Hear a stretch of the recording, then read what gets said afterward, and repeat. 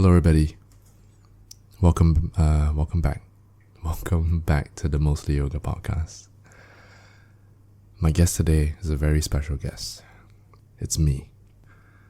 It is 2024 now, start of the new year, and I wanted to kick off this new year with a compilation of some of the lessons that I've learned over the past couple of years that I've been on this earth.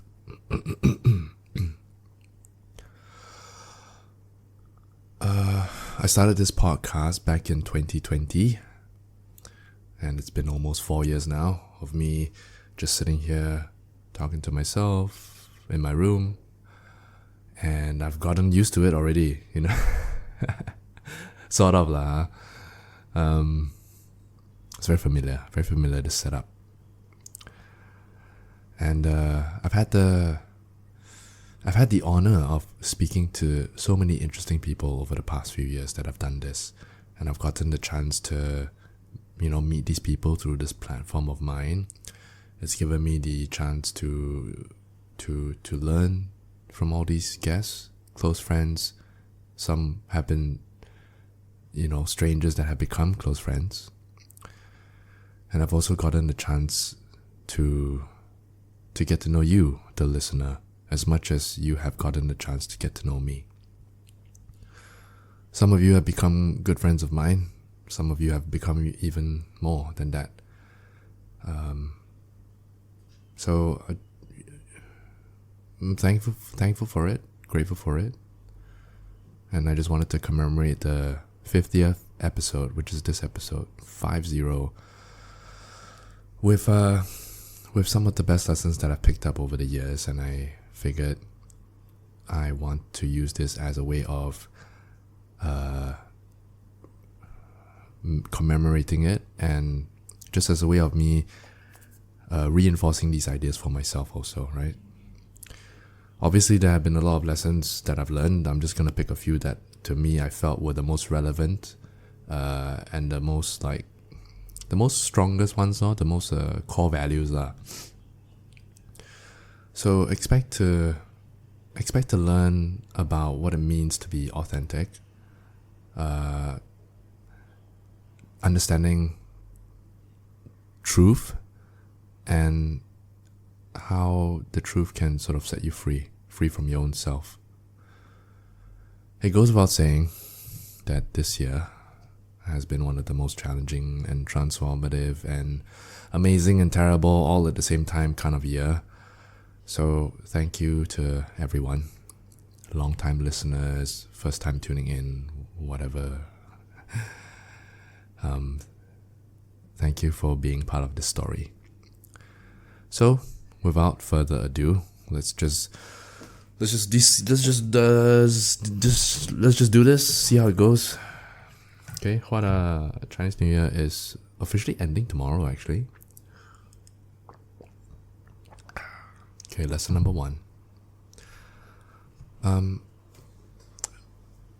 So just to paint a picture, I'm sitting in my room, laptop in front of me. I got my notes app open, a bunch of stuff that I've researched and written down. Today's episode is a bit more scripted, but I got a couple of point forms, and then I'll sort of just I'll be talking to you lah, right? I'm just gonna wing it, some ad-lib, some stuff, but essentially I'm just talking to you right now. You're my guest. Okay, lesson number 1. Be yourself. Be as authentic and unapologetically you.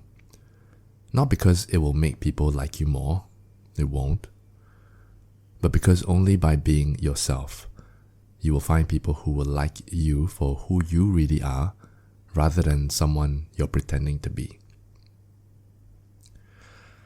So, if you've never shown your true self to the people around you, you will inevitably feel disconnected from them. And then while the people who would have fallen in love with you, with the true you would have just let them pass you by.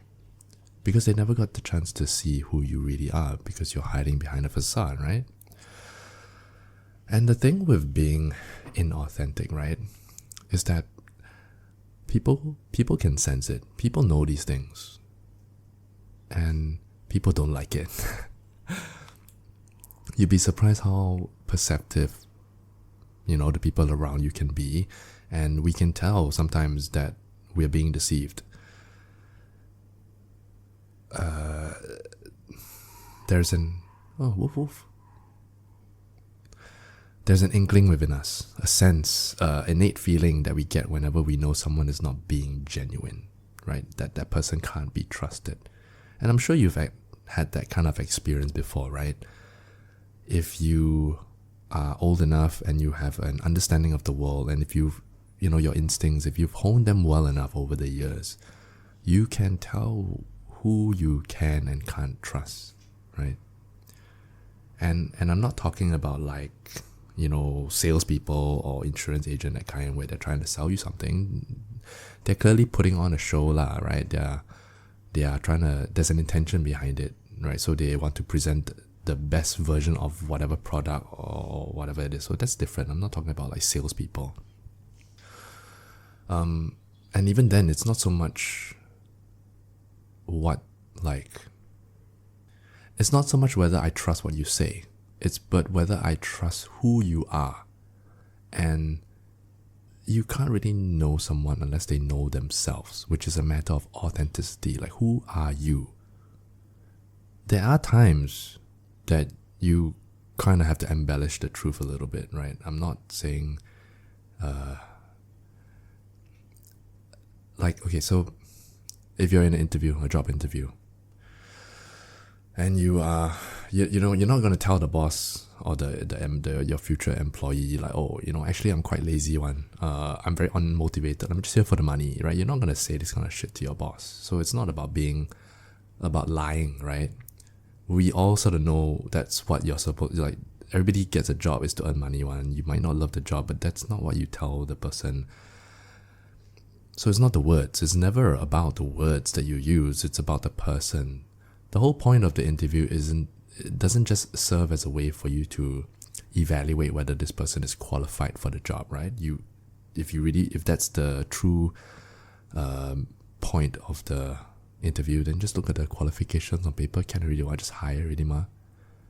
So the point of the interview, and I guess people forget what the intention of it is to know whether you can trust this person, right? Whether this person is real, authentic. And think about it, whenever you meet someone, they are looking at you to see how you look at yourself. Think about this for a bit. You meet someone new, you some friend's friend, or just someone at work, or just someone new that you don't know. They are looking at you to see how you look at you. They are asking you, tell me how I should see you. Tell me how I should treat you. You don't go into the world to ask who you are. You go into the world to reveal who you are. And in order to reveal yourself, you have to know yourself, or you have to know who you are. And that's why if you are very strong in your own identity, people will see it because they can tell. They can sense your authenticity and they can trust it. And it doesn't matter whether they like you or not, but at least they know who you are is real. And of course, it takes time to find who you are, and you are ever changing, as you should be. People evolve. And the journey to finding yourself and knowing who you are is a tough one. It's a long one. But ultimately, it is a real one. It's a real journey to embark on. Alex Hormozy said this: I don't want to have 100 faces, I just want one. And that means some people will like me and some people will hate me. But at least they will actually like or hate me. Not a version of me or a facade of me, it's the real me. And there is something unique about that, because at least that is true. I like that quote. So I value that a lot. I try my best to be as authentic as I can, and I feel like the more I know who I am, the more I don't allow Like if I know who I am and I know what I want and what I don't want, I don't allow other people to treat me in a way that I don't like. You know what I mean? Because I know who I am and I'm very sure of myself. And I know who I want to be around with and I know who I don't want to be around with also. Maybe that comes with age. I feel like when I was younger, I was still, relatively a people pleaser, trying to be accommodating. But because I didn't know who I was, right? And I think everybody is sort of going through that on some level. So, as much as this first lesson is one of being authentic, I think the deeper lesson here is in honoring truth, which brings us to lesson number 2. Stop lying to yourself. Stop saying things you believe to be untrue. Stop doing things that you know to be wrong, and just start with that, and you'll get closer and closer to the truth. And the advantage to the truth is that you have the world on your side. Because if you are lying about things, you're opposing reality. And who are you to oppose reality? I like the way that this quote was phrased, because there's a bit of a morality to it also. And so, okay, if we're talking about truth, right? Truth is in everything. Truth is everything, right? Our reality is based on truth. If for every lie in a relationship, let's say we're talking about relationships, for every lie in a relationship, once it's revealed, and the truth is always revealed, right? Trust is broken. Trust is broken because I don't know who you are anymore, right? You've lied to me. And one of the essential things about being in a relationship is that I have to know who you are. I have to know that I can trust what you say. I have to trust you to do what you're going to do. And when that is broken, it becomes very, very difficult for people to restore it. And you can understand this, right? This is an easy concept to understand. Right? Don't lie to yourself. Don't lie to people. Be honest. But what most people don't understand about this is that we are in a relationship with ourselves. And when we tell ourselves that, okay, tomorrow I'm going to go to the gym. I'm going to start waking up early. I'm going to quit smoking. I'm going to whatever, do this, do that. We tell ourselves all these things only to break these promises to yourselves the very next day. You start to not even trust yourself anymore. In the book Brothers Karamazov by Dostoevsky, he says in one of the early chapters, above all, don't lie to yourself. The man who lies to himself and listens to his own lie comes to a point that he cannot distinguish the truth within him or around him, and so loses all respect for himself and for others, and having no respect, he ceases to love. Tying this back to lesson number 1 of authenticity, by knowing yourself and by having your own boundaries to know how you want and don't want to be treated, that's a way of maintaining self-respect, right? And to have self-respect, you need to stop lying to yourself so that you can trust yourself, which again brings us back to truth. So as much as authenticity and being authentic is internally driven, you don't do something like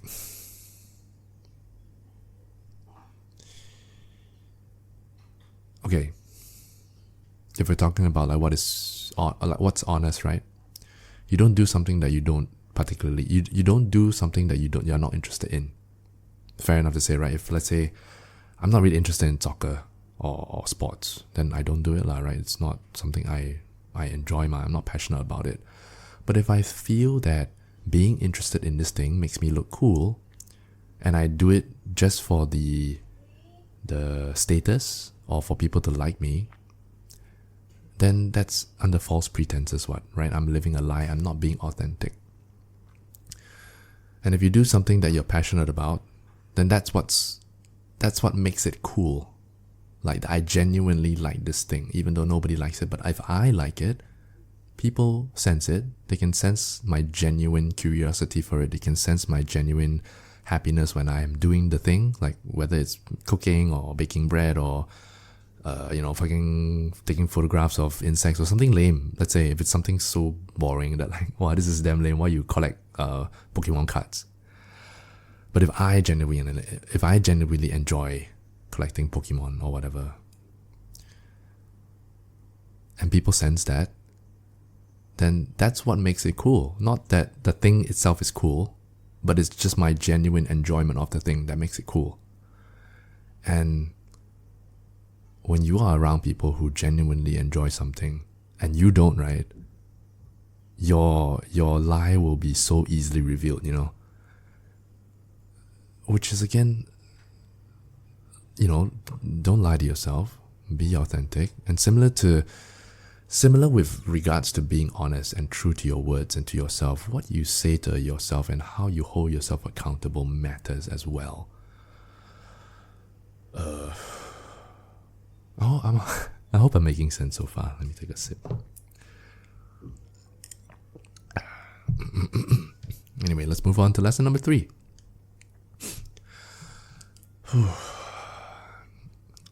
Lesson number 3. Act in accordance to what is true. So as I get older and I get more experience and I have an understanding of the world and I get to know myself a little bit better, I know myself a little bit better, and I know who I want to become, and I'm conscious, or rather I make a conscious effort to live in accordance to what that truth is, because I want to live in the real world, right? I don't want to live in the fantasy world in my mind. But I mean, I won't get into the semantics of it, right? Like, when I say real world, I mean it in a very abstract way, because nothing is real, essentially, right?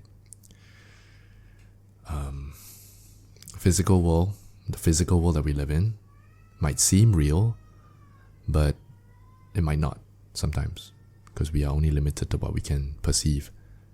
And sometimes the world my neighbor's kid is having a episode.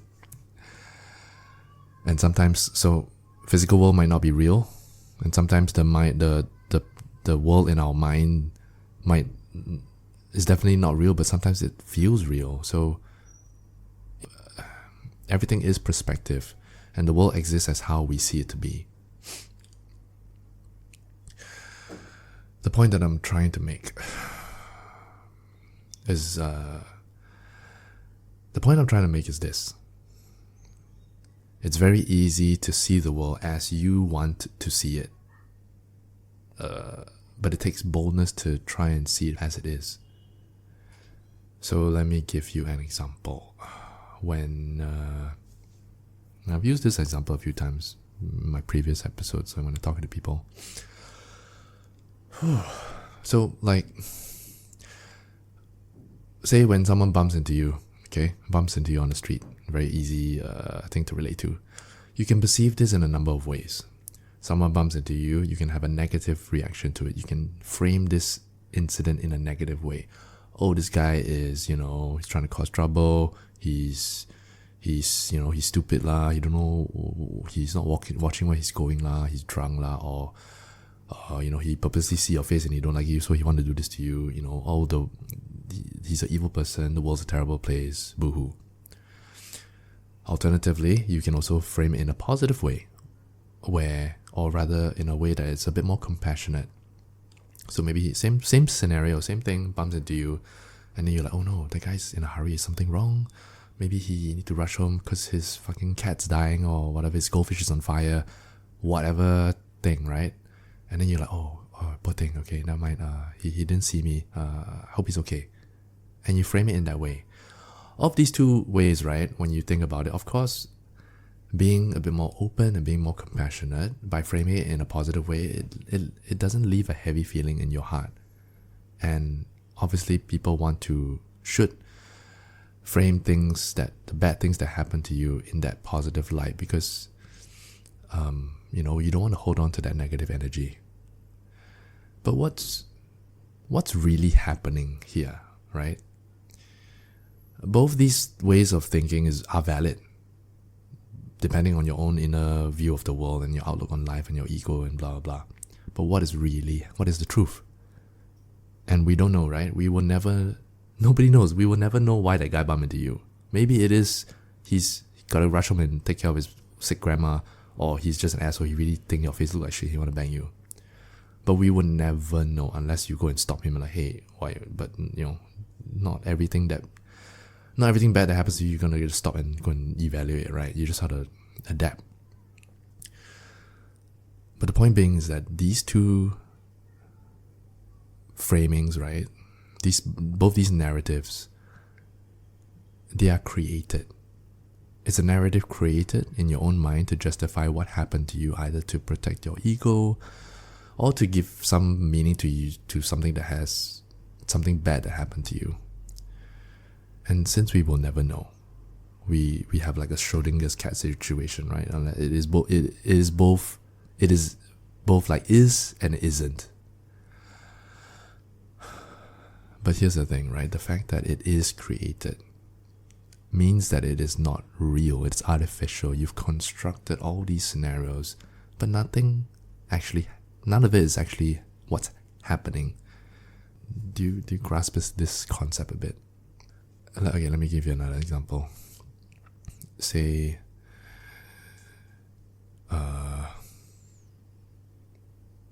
okay, when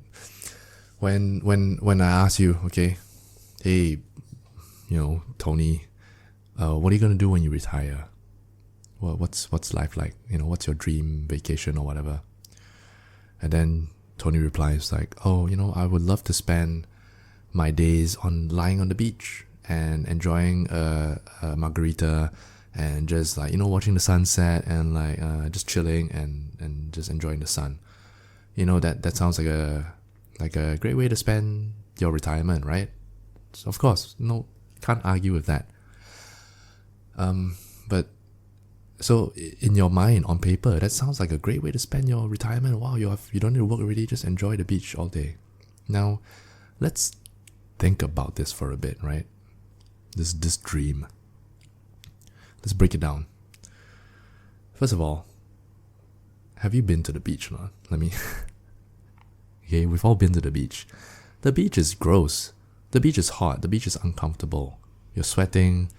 Sand is in your feet, in your butt, in between your toes. It's itchy. It's noisy.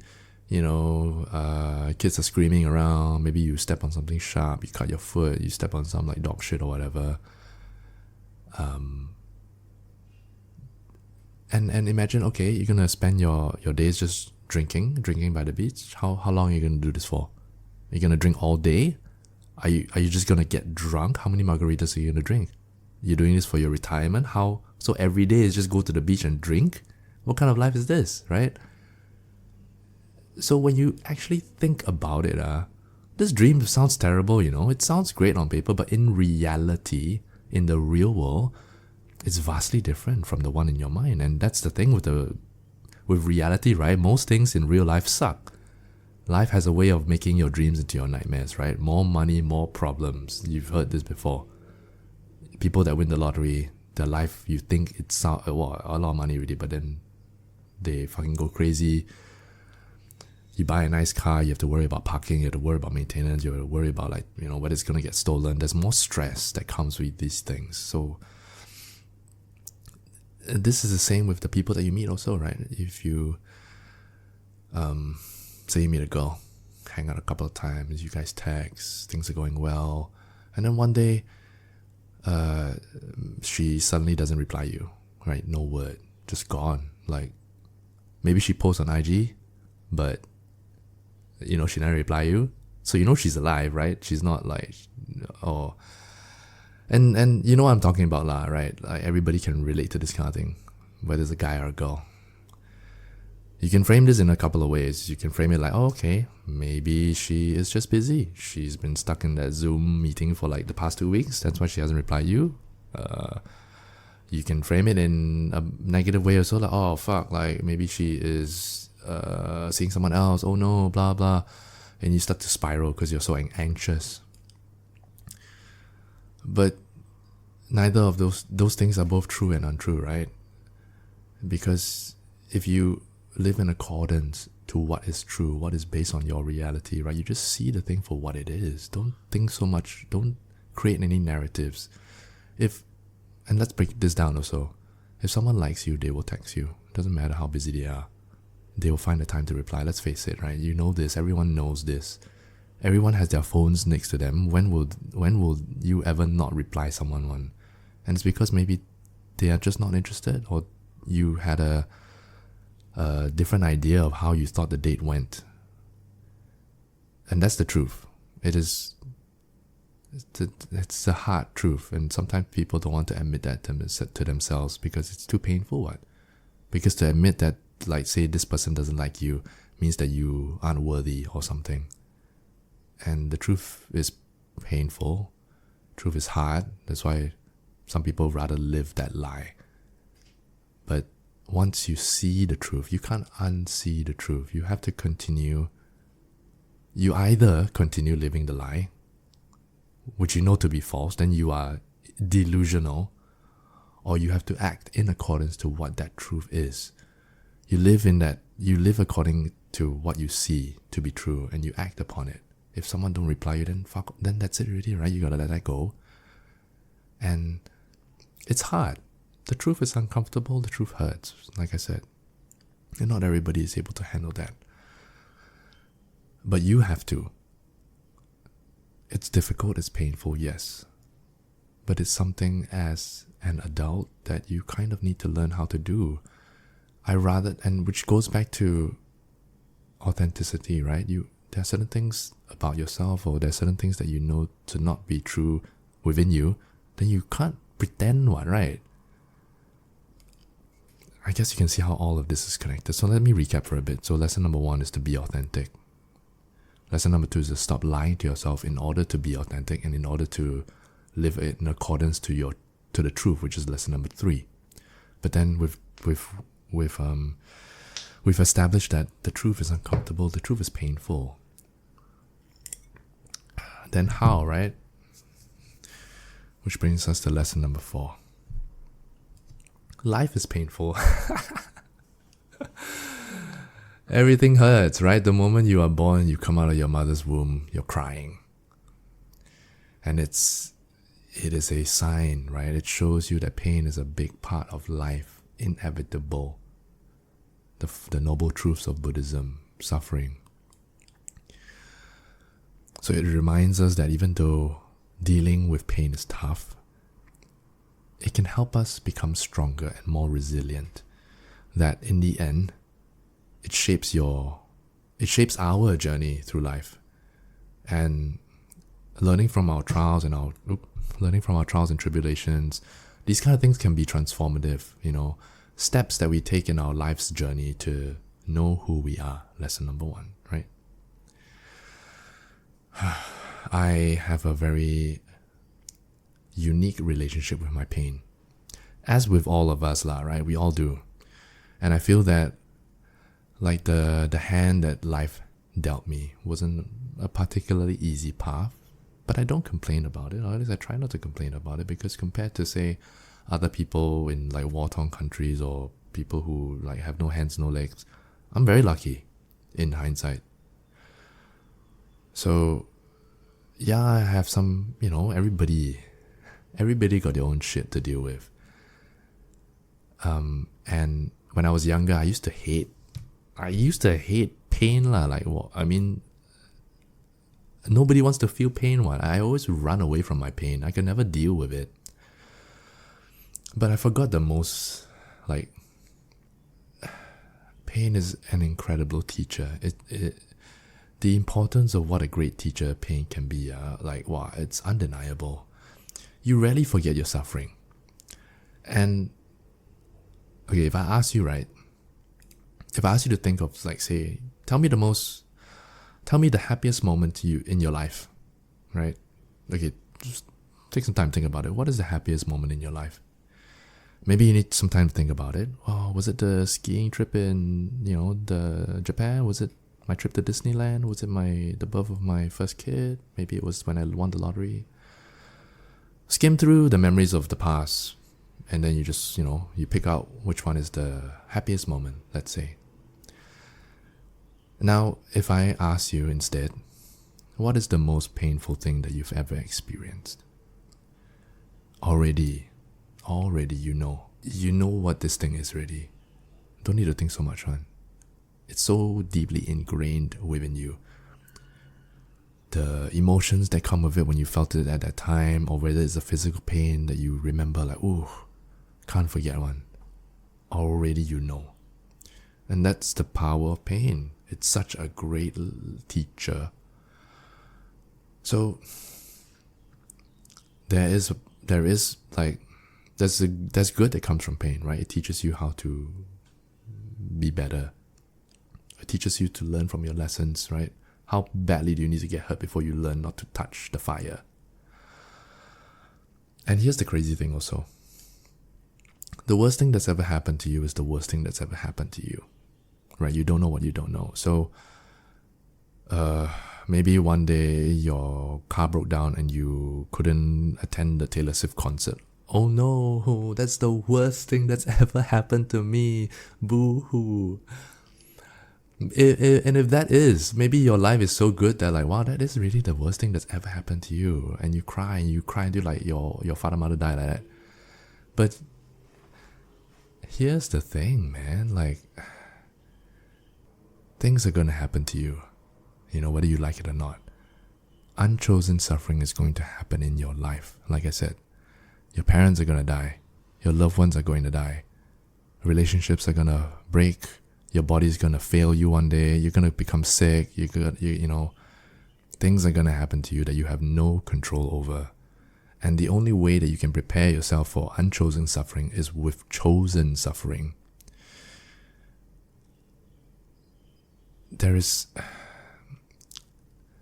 Because there is nothing more real than pain. And as I live in lesson number 3, right? As I choose to live in accordance to the truth, I'm constantly moving towards truth, and I will inevitably suffer as well if in order to find my true self. Lesson number 1. So you have to elect to put yourself into positions to become stronger.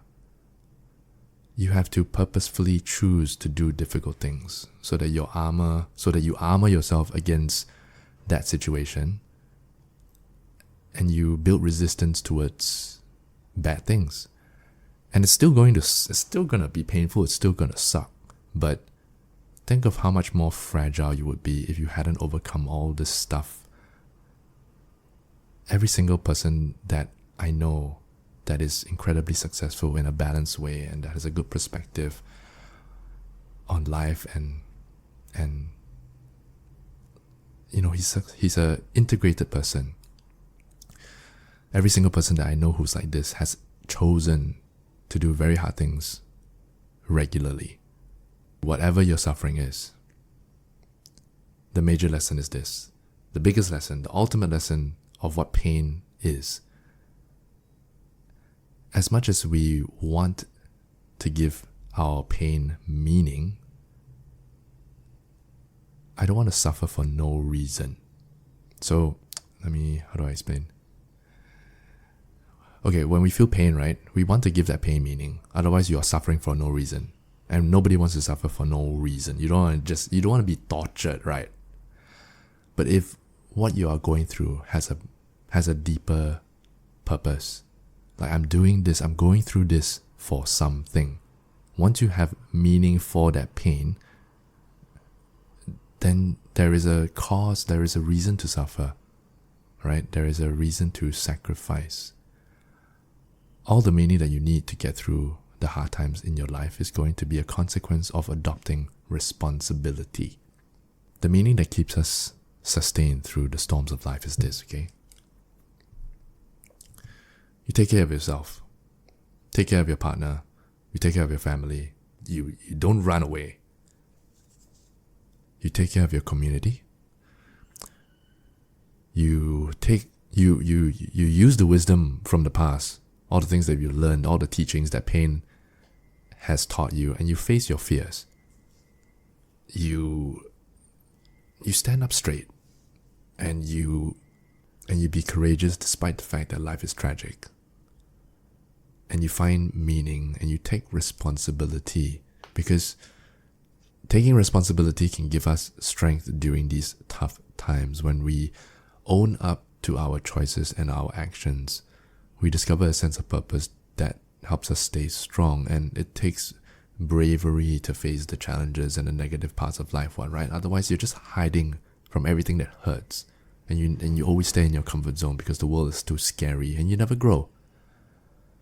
But by putting yourself through hardship, we can navigate through difficult situations with a bit more resilience. And instead of giving in to that negativity of pain, we can make a positive difference. And that's the journey to self-discovery, right? Being accountable empowers us to find meaning and overcome life's obstacles. So take responsibility for your choices. This is the burden that you have to bear. Do what needs to be done. Find the strength to navigate these challenges and do so with resilience and purpose. And again, on a final note for pain, right? And this is something that I read a long time ago. Wait, let me.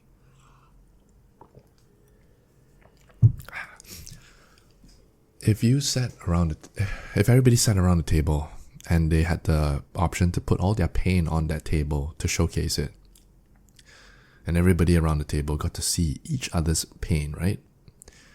At the end of the day, you will take your own pain back, because you got to see how shitty everyone's life is. Some people have it worse than you. If you compare it all, sometimes you are the lucky one at that table. And of course, you have a relationship with your pain, or you have an attachment to it. Maybe my father is, I have a shitty father. But hey, that's still my father. That's still my pain to bear. And I bear it with, I'm proud of it, in a sense. Like, this is my pain, ma. It's my lesson to learn. Rather than I take on someone else's lesson, which is like, oh, he has to deal with like his whatever addiction, or this guy is like going to jail, or what, like whatever sufferings that you are dealing with. At the end of the day, you will take your own pain back. So then, if that's the case, why would you push it away? And we've established that like pain teaches you. It's a great teacher. And if you want to learn all the lessons that you need to learn in life to keep you strong, which helps you to be who you really are, that's the number one, then why would you push it away? You should embrace your pain, what?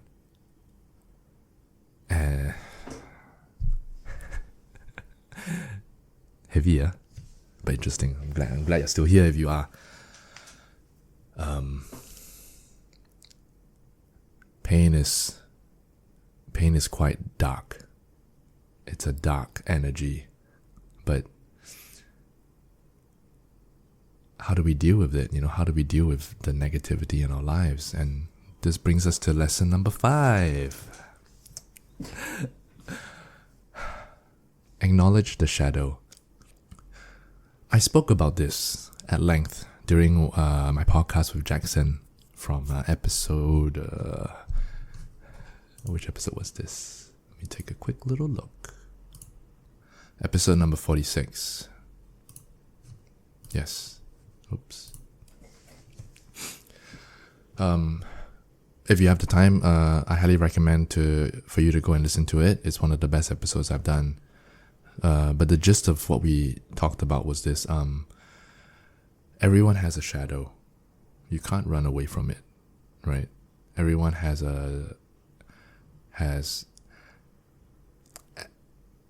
as much as you value the light within you, you must also acknowledge the darkness within you.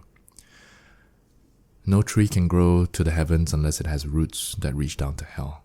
And that is the balance between light and dark. And sometimes we need that in our lives, you know. The spiritual path isn't always about being nice. It's about living authentically and in accordance to truth. And even more deeply, in accordance to divine guidance.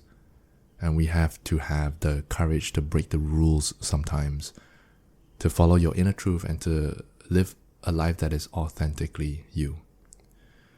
Just because society or other people have like their ideas of how you ought to behave, you can listen to them, you can take note of it, but deeply in the last moments you have to feel within yourself what your own destiny is, what you're being guided to do, what your karma demands of you.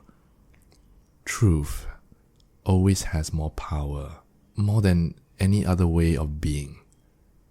And that must be our standard. But you can't live in accordance to your truth when you're being nice, when you are abiding by someone else's rules. You see where I'm going with this? The moral of this lesson is this. A harmless man is not a good man. A good man is a dangerous man who has that under voluntary control. That's by Jordan Peterson. You should become a monster. You should become ruthlessly ambitious and learn how to control it. And it's like that old expression, it's better to be a warrior in a garden than a gardener in a war. Because it doesn't mean that you can't be kind if you're strong, but it means that you can't be strong if you're weak. And there are certain times in life that you need to be ruthless to others who cross your boundaries, or even ruthless to yourself when you don't do what you say that you're going to do. And ultimately, it is in the name of love, isn't it? Because you would only set high standards for the people that you care about. And it wouldn't matter, like say, if a stranger pisses you off, or if a stranger is like being lazy and not like, you know, just fucking off, right? You wouldn't care. But if your wife is doing that, your girlfriend, your boyfriend, your son, your mother is just being like, they're not living up to their full potential. I'll be upset, you know, and I'll be upset, and I'll have to like shout at you, hey, fucking stop this shit. And by being angry or by being honest, that is out of love, because I want the best for you. Stop fucking eating McDonald's every day. Go to the gym. Fucking get your shit together. People think that love is about like, oh, you know, I let you do what you want to do. No. And this is something that I've learned also. Like, love is strict. Love is hard. Love is not an emotion of, you know, oh, I'll do everything that you say and just enjoy yourself. Love is not nice. It's the complete opposite. It's saying, no, you have to do this. We're harder on the people we love because we expect more from them in terms of how they act, how they speak to you, how they interact with the world, and how they interact with you. The more that I love, the more I expect from you. I feel like that's the true meaning of love. And I love myself, fuck. So then, why would I let anyone treat me in any other way that I wouldn't want to be treated? And of course, I need to treat myself well, but also I need to be ruthless with myself sometimes. If I'm tired, but like, hey, gotta go to the gym, gotta get this work done, then stop complaining, right? I need to tell myself, fuck, if you love yourself, you want to achieve this, fucking go and do it lah, right? All these lessons, what is this for? What is all this for, right? Everything that I've just said. How do I integrate all this? And the purpose of human experience is to learn who you are, I feel. To ask yourself, as you navigate the world, what is all this about? what can I learn from all this? Why have I perceived this as I have, and why do I react to it as I do? Everything in this world is an experience, a learning experience, a lesson. Every experience an opportunity to learn who you are, ultimately, right? Lesson number one. So then what is the task? If all these lessons are teaching me something, then what am I preparing for? Why do I learn all this for? Why do I choose to be a good person? What's this for?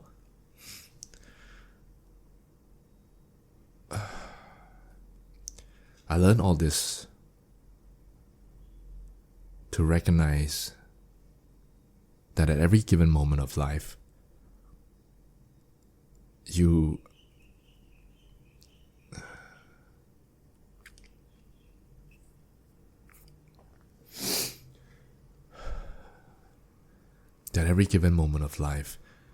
have not only the right or the authority, but also the responsibility to perceive where there is fear and where there is love, and to choose love.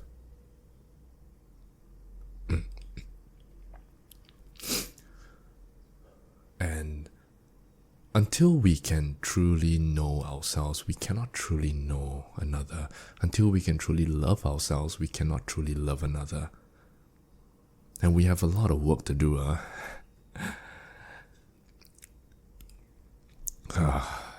During one of the seminars by Jordan Peterson, someone asked him this.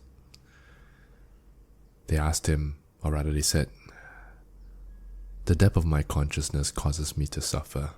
Is it a blessing or a curse to feel everything so deeply?" So his response to this question was this, which is nice, very poetic. Take more of the thing that poisons you until it becomes a tonic that gurgles the world around you. The only way out is through. And I like this because, again, in previous episodes, I mentioned this quote on fear about how the only way to overcome your fear is not around it or underneath it, it's through. You have to go through everything. You have to face your fears, right? Everything that you need to overcome, you have to go through it.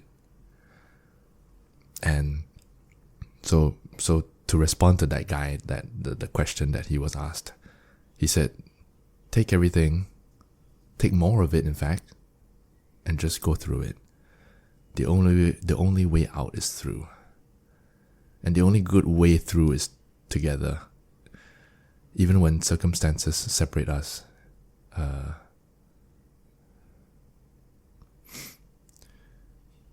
So, yeah, man, can't do this alone, right?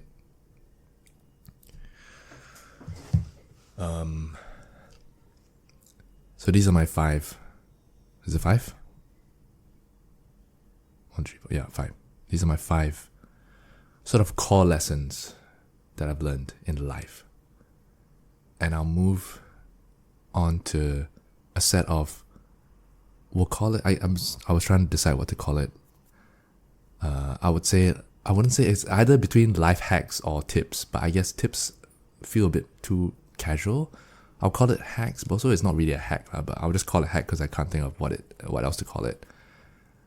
So I have a couple of lessons and a couple of life hacks for you. And this is life hack number 1. Again, through my own experience, right?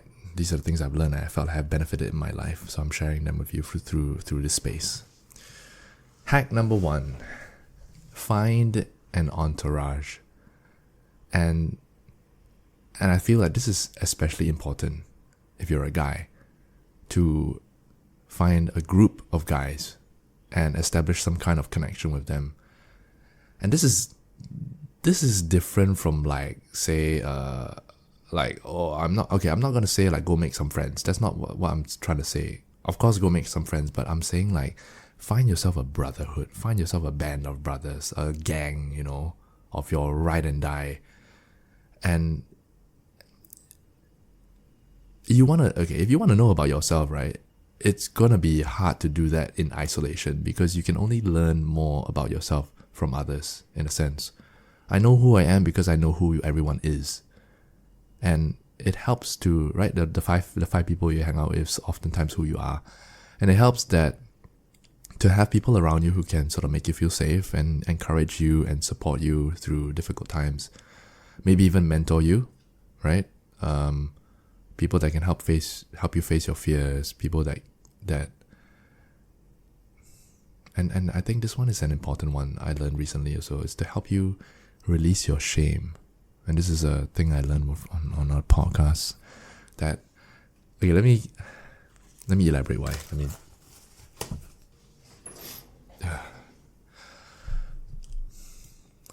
so here's why it's important to have guy friends. So okay, let me share a little secret with you, in case you guys haven't already known.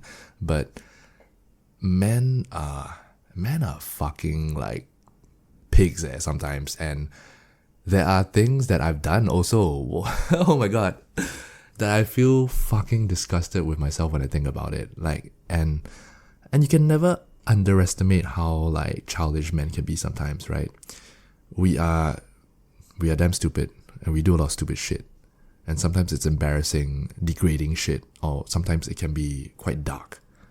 Like, maybe you drunk lah, okay, and then you fucking shit your pants. That's an embarrassing story. Ha ha ha, it's all in good fun, but it's like, fuck lah, you know, like, this is the kind of thing you can tell to your guy friends. That's what the boys are for, right? But you don't go and tell this kind of shit to your girlfriend, right? She's gonna like, what the fuck, can you not be an idiot? And like, guys have a way of like not judging you, in a sense. They'll laugh at you, they'll make fun of you, but like, it's like a way of like grounding your shame. Because when you do this kind of, like, in life, I'm sure people are gonna end up doing like shameful things that you're not proud of. And if you can't really let go of it, right? I feel like conversations and talking to people, it helps to ground you and helps to let things go a bit. So by talking to someone, and specifically in this case your bros, right? You tell them some fucking like, oh, I slept with this girl, they're damn ugly lah, or and it could be even something darker. It could be like, maybe like, oh, I don't think I love my wife anymore. What do? You can't share this kind of shit with your mother or your wife, ma. You need to talk to someone, and you need to talk to the boys because you trust these guys to hold space for you. So that's, you know, find a group of guys, an entourage. But here's the caveat, okay? How do you know if it's the right men's group for you? Which is subjective, because say like my gang might not be suitable for you, and your gang might not be suitable for me, but I can give you one good way to tell, or rather two ways, or actually one. There's a few. Okay, there's one way to think about this, is that, first of all, find them in places that you want to grow in. So, if let's say, say for me, most like the guys at the gym. I go to the gym because I want to better myself. I want to improve myself physically. I want to be healthy. So I go to that place because I want to grow. And the people that are there are all on the same page with me. They all want to grow. They all want to be better. They're all there. We're all on our own journey, but we're here. We're all working together to build something together. And because we're all moving towards the same direction, the guys that I meet there, you know, they will take care of me in that sense. And that's how you find a group of guys, that you find them in the places that you want to grow. That's number one. And number two, which is also similar to number one because it's same, I'll explain it, is to find people that have actually done the work. You don't find some guy like a big brother that has never gone through. If I want to be healthy and I want to you know, get my shit in order, I don't find someone whose life is in shambles to be my bro, even though I see him at the gym lah, let's say. I find someone like, you don't ask the fat guy, hey, am I doing my workout properly? You ask the strongest guy there lah, right? It's standard what. So find these guys at the places that you want to grow in, and find the people that's actually done it. Like, if you want to learn about, hey, how do I talk to girls? You find the guy that's got all the girlfriends. You want to know how to get fit. Find the strongest guy.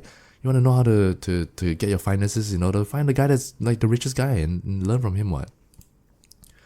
And this applies to any industry or like group or community. Whether it's the gym or like, your investment, your finance people or your cooking people or your whatever. Just find them in these places. And like,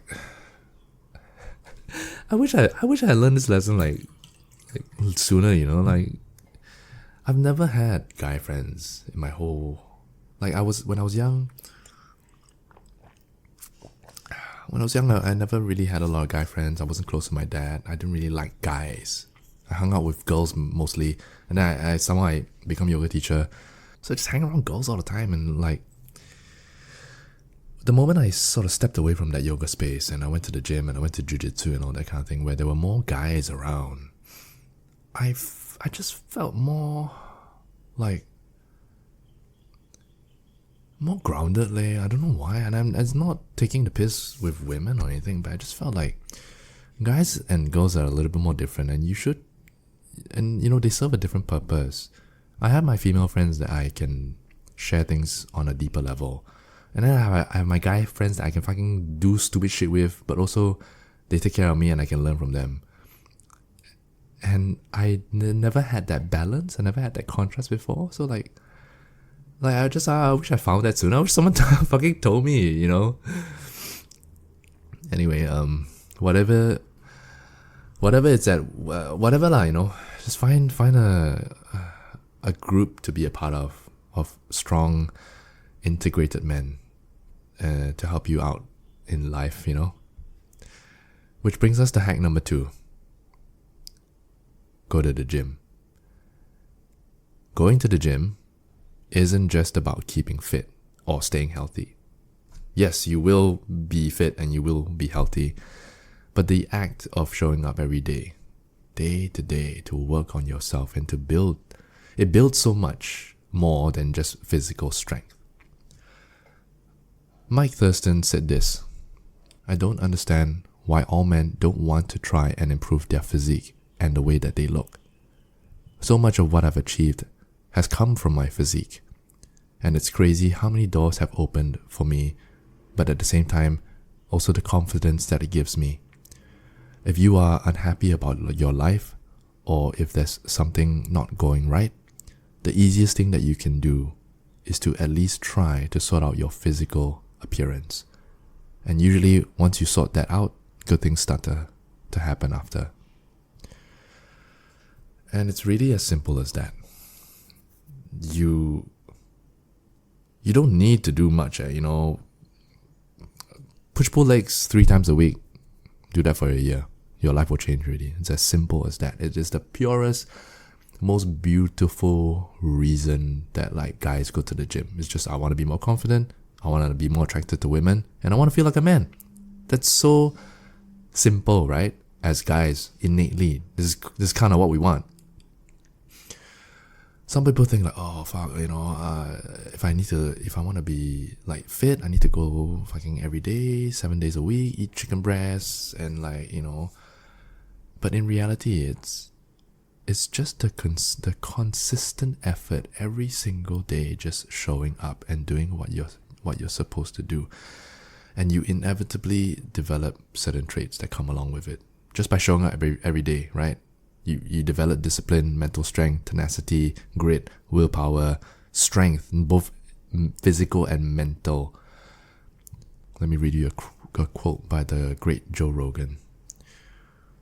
One of the great things about being physically challenged is that it's also mental. People think that physical challenges are just physical, it's just grunt work, but it's not. It's emotional intelligence. It's understanding your desire to quit and conquer your inner bitch. All that stuff is mental. It's playing inside your head. And there is a mental strength that you acquire from that you can apply to your intellectual pursuits. Push-pull legs 3 times a week.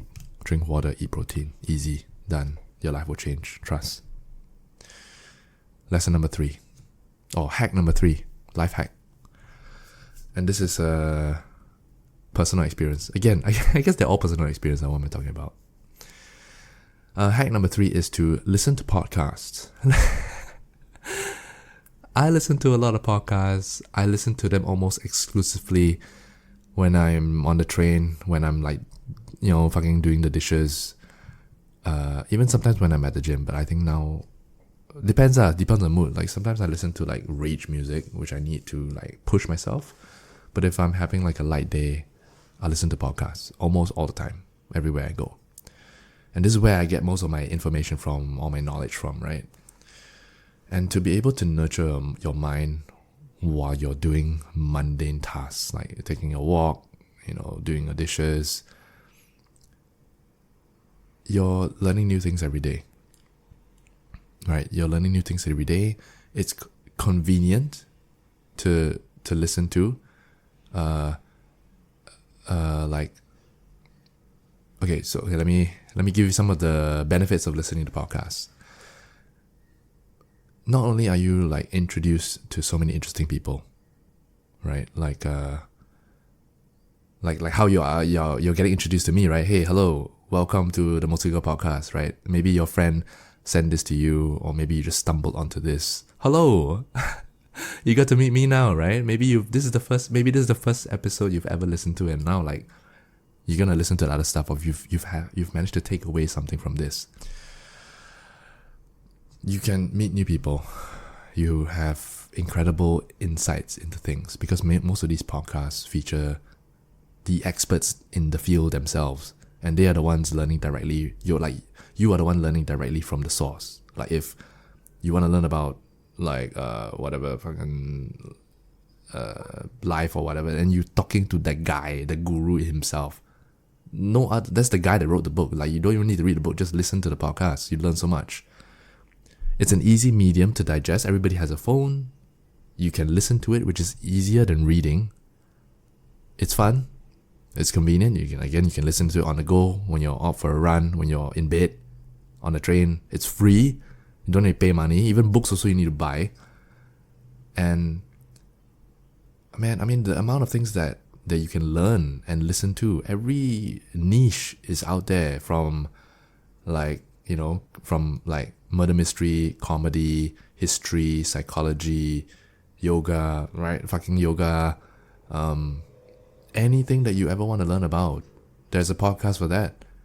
And even me creating this podcast, which has allowed me to talk to all these interesting people, I get to even learn from the people that I, in the real world, want to learn from.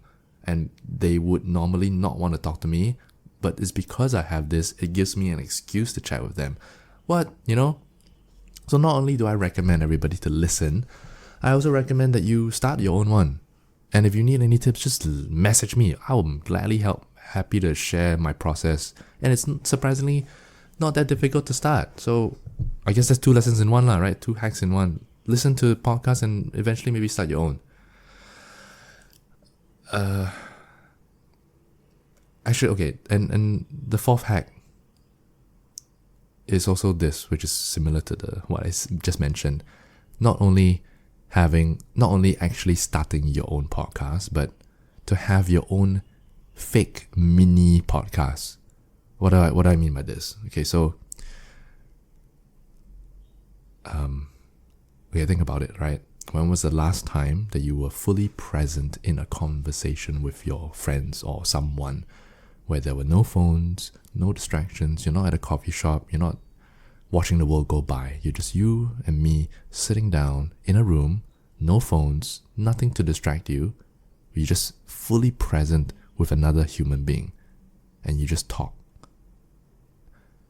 By having your own fake podcast, is like, just say you and your friend, you and your partner, you and your mother, whatever, take some time out of your day, put your phones away, put it on Do Not Disturb, and just sit down and just talk as though you are recording a podcast. And if you need to, maybe actually record a fake one, put your phone there and just press record to just be a bit more accountable, and just talk and just share and learn and just be present.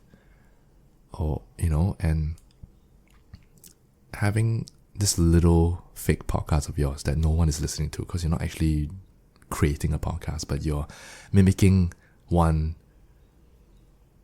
I feel like that's a great way to connect. I having done like 49 episodes so far, I've never felt like a better way to connect with someone than to just sit down and talk.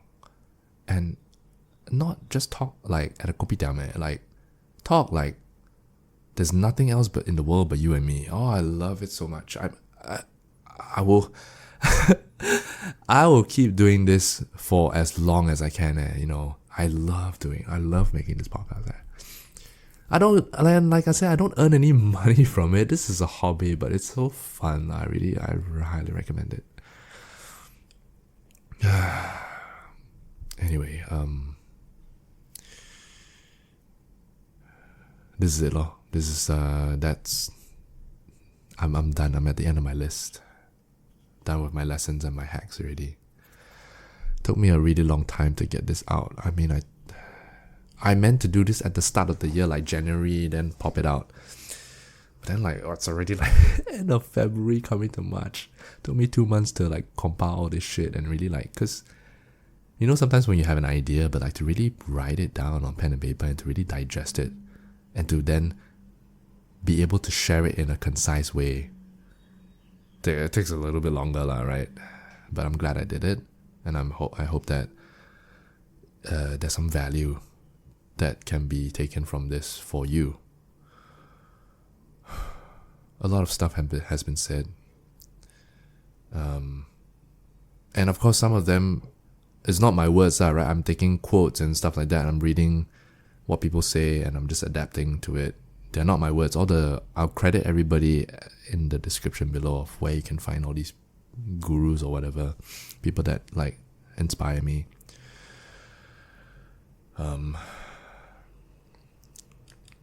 Anyway, episode 50, right? I've started this a long time ago, 4 years ago, and I will continue doing this as long as I can.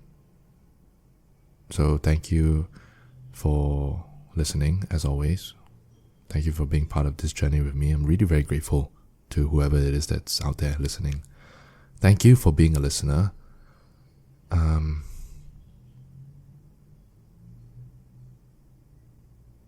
lor, have a good year. I wish you well. I wish you all the best. I wish you all the best, lah. To whoever that's out there. Manifest what you want, and the universe will give you what you want. The universe will always give you everything that you want. Nothing is impossible. There are things that I want, or rather, maybe I didn't know what I wanted. That's why the universe is giving me things, random things, because I'm not even asking for it properly. So find yourself, know what you want, know what you don't want, manifest accordingly, and the universe will provide.